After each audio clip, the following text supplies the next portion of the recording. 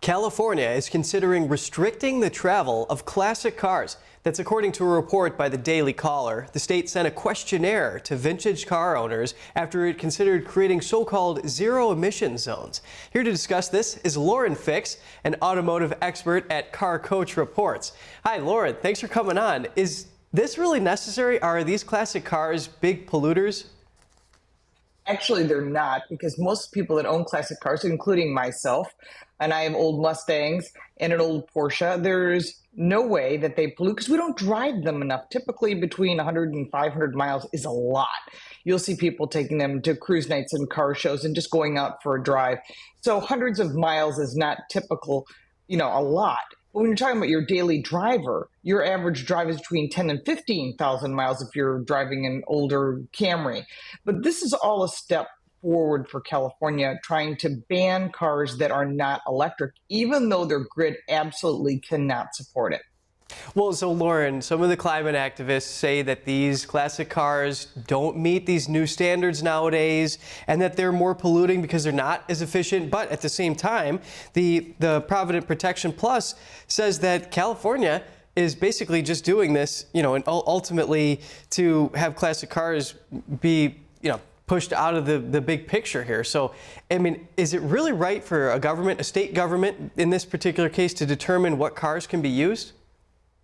Well, this is absolutely Gavin Newsom, the governor's plan. And they've been working on this for years. And there's been a lot of pushback from some of the aftermarket automotive parts manufacturing groups like SEMA and AAPX, which does a big show in Vegas. There's billions of dollars in the automotive aftermarket, from restoration parts to components. And the largest classic car market is in California. So you would actually hurt your own economy by removing the parts manufacturers, the restoration shops, as well as the cars themselves. And the fact is, these cars are worth a lot of money. You see them going at auctions, whether it be at Barrett-Jackson or the Mecum auctions. Huge money is in these cars. Some of these older Ferraris go as much as $30–40 million. And then, of course, there are normal cars that you can get, under $10,000. But trying to eliminate them from the roadways is a foolish move. Even in England, they've decided that this is not a wise move. But in California, they're going to make lots of foolish moves, like banning motorhomes the first of this year.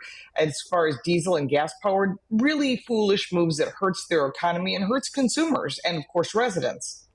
Well, yeah, and to your point, that Provident Protection Plus I mentioned, they said that the classic cars just aren't driven enough to create a problem for the environment, and that you have to drive these things for several years just to match the production of one new car in terms of that carbon footprint. So now, would a move to restrict classic car use take away California's cool car hub status?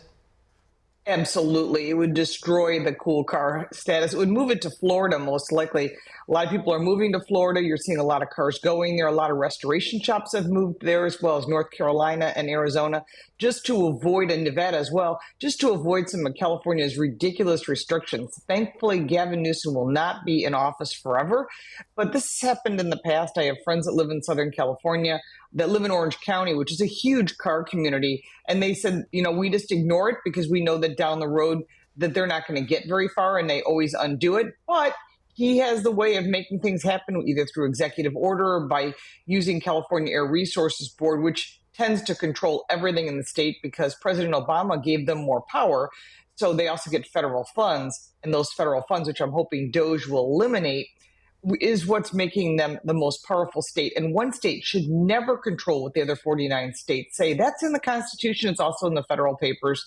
But it seems like the federal government doesn't like to read those documents. So that California Air Resources Board was the one behind gathering all this info. And on their questionnaire, they ask you, what does your odometer say, how many miles, estimated annual mileage, and the frequency and the distance of your mileages. Now, these zero-emission zones are where only zero-emission cars or vehicles can go, pedestrians, cyclists. But will classic car owners have somewhere else to go where they can strut their fancy cars? Well, that'll be a problem. That means that they're going to either have to move out of state or sell their vehicles, which will destroy the classic car market because a lot of collectors are in California. But remember, those classic car owners that spend $30–40 million on a car, they've got a lot of power. And they also fund Gavin Newsom potentially getting reelected. So I think you don't want to hurt your fundraisers. I think that's a big factor as well. And I think there's going to be a lot of pushback from consumers that either still drive their older car because the climate is so good, or it's the fact that they've invested money in their vehicles and they're certainly not about to just get rid of their cars because Gavin Newsom or the California Air Resources Board says to do that. I think there's going to be a lot of pushback, and not just them, but there's a lot of lobbyists and groups pushing against California. And let's hope that President Trump can literally defund the California Air Resources Board and all their powers against the other 49 states.